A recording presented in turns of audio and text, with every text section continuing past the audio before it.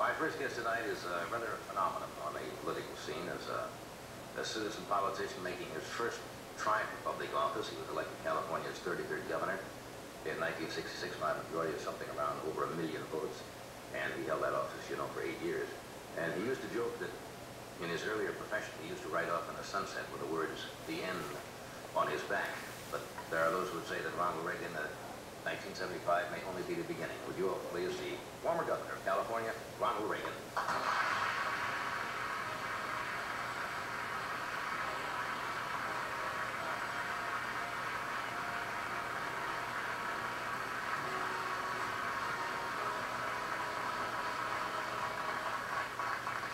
Nice to see you.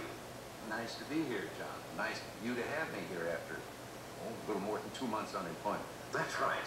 How does it feel to be, well, you're not really unemployed now because I know you're doing a syndicated column, and for many, there are around 120 papers, I think, and a radio show, and on the lecture tour. But how does it feel to be, I don't know if they use the word temporarily out of politics or not, but we'll get into that later. There's mixed emotions when you step down. There's always things that you had left undone that you'd like to have done, but then all of a sudden the curtain's pulled and that chapter's over and somebody else takes over. Yeah.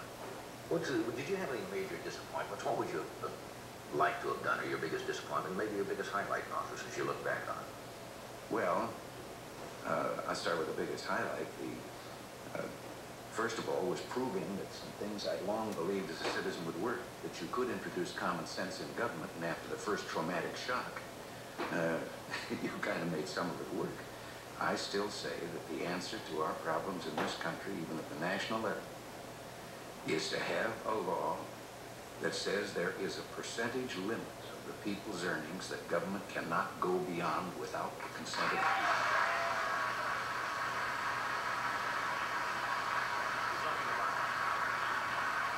You're talking about the gross income of the country and how much they can appropriate for That's right.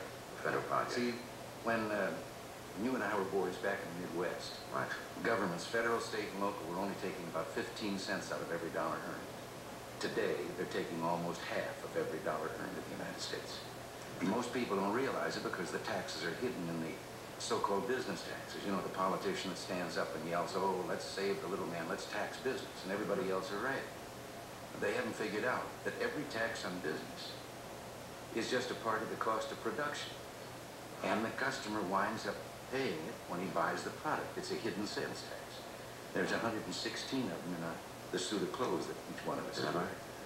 Suppose a lot of economists have suggested, and I don't know if it'll ever come to be in this country, that if they closed all of the loopholes and corporations and maybe tax loopholes and even on the rich certain loopholes and made a percentage income and made a flat fee without all of the deductions, that the government might raise as much money as they do now. Oh, sure. And really, the loopholes, this has been overdone by the politicians, too. The bulk of the money that is taken by what are called loopholes are the legitimate deductions with which, if the people didn't have them, they couldn't pay their income tax. Interest on their mortgage, interest on the installments on their car, their property taxes on their home, if they have one, and so forth. These are, in politicians' eyes, loopholes.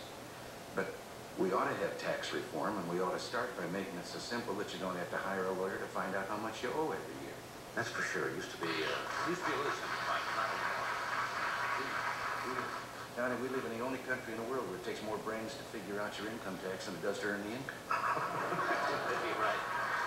You hear intelligent people from both political parties, or in the middle, conservatives and liberals, and they all seem to have different answers as to what is going wrong in the country. Some people say, well, let's let the government spend billions of dollars, and then other people say, no more federal spending. Let's give the tax rebates, and the other intelligent people say, no tax rebates, we've got to do this and do that. So everybody is confused. How do you see the thing? How are we going to get out of this? Well, Johnny, I think one of the things is that people keep looking to government for the answer, and government's the problem.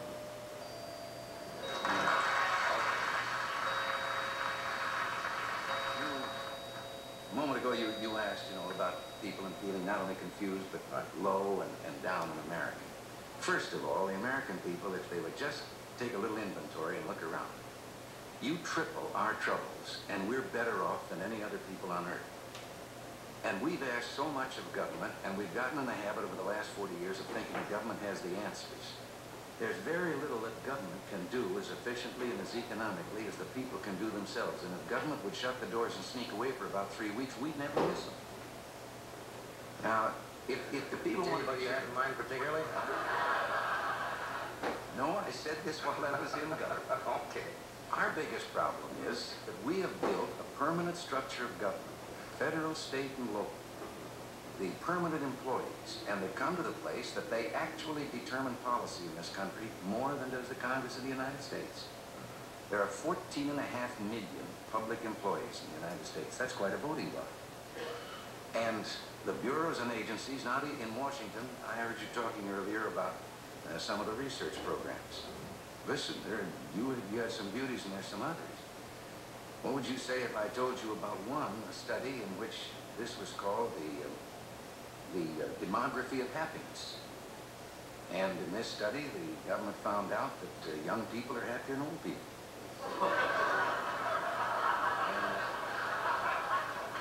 they found out that people that earn more are happier than people that earn less. And they found out that well people are happier than sick people. That's good. This was $249,000 to find out it's better to be rich, young, and healthy than old, poor, and sick.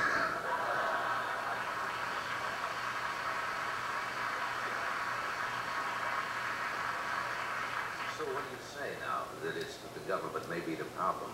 Do you envision a possibility, say in '76, if the convention, say, was deadlocked? I'm giving you all the theories and so forth, and the conservatives took over, possibly and got control of the electoral process, and they couldn't quite make a decision, and they came to you and said, Governor Reagan, we can't decide between Mr. Ford and Mr. Rockefeller. We're divided. Would you like to go to the White House? You remember the answer I gave you about the CIA? Yeah.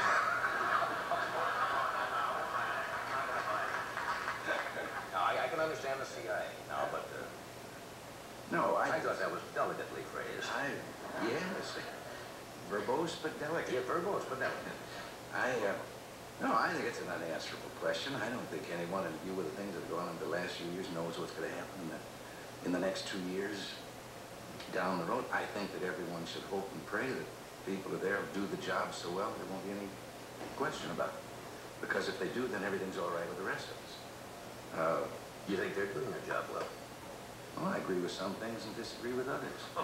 When they give me a choice between a $53 billion deficit in the budget and an $80 billion deficit, when budget deficits are what's causing inflation, I don't see that there's any room to be on either side of that argument. I think the answer to curing inflation is a balanced budget. How do you do that? I mean, how do you balance the budget? Balancing the budget is like protecting You don't your spend virtue. more than you take in, right? It's like protecting your virtue. You have to learn to say no.